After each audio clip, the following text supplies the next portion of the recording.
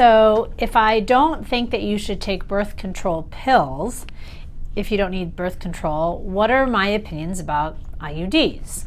So I want to talk about them today. There's basically two types of IUDs that are available in the United States. Now in the 1970s, they got a bad name. The filaments were different.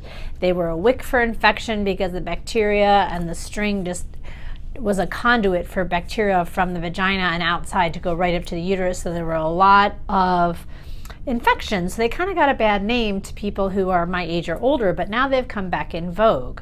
So there's two types. One is a copper IUD. So I guess the good thing about that is there are no hormones in that.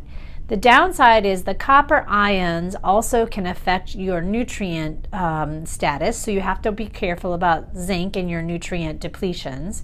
And also that those copper ions can make your periods heavier. But some people don't have that issue, so it's a good non-hormonal, long-term form of birth control.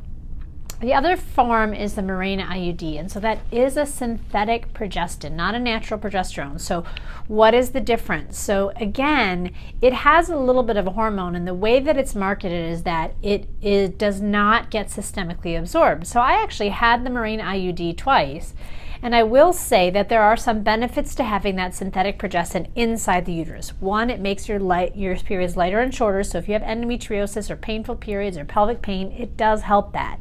Or irregular periods. I didn't even have periods on the IUD. Well, what's the problem? Well, it is a synthetic progestin. And even though it's just in the uterus, I have had patients, including myself, have systemic symptoms. So what does that mean? Well, think of it as having so many chairs, like that musical chairs game. If you have a progestin molecule and then your body's making natural progesterone, there's only so many seats or receptors that they can use. So if that progestin is taking one, it may be blocking your body's natural progesterone in having the ability to work, because the Mirena IUD does not prevent ovulation. So in some ways, it's good because you're still producing estrogen and you could be still producing progesterone. Now, you may not be having a period, so you may have no idea what your cycles are doing. But in some ways, it could be bad because you could be symptomatic by having that blocking synthetic progestin. So I guess my general overall assessment is that in some patients, it could be okay. Now, when I had the IUD in, I did have to also take some progesterone.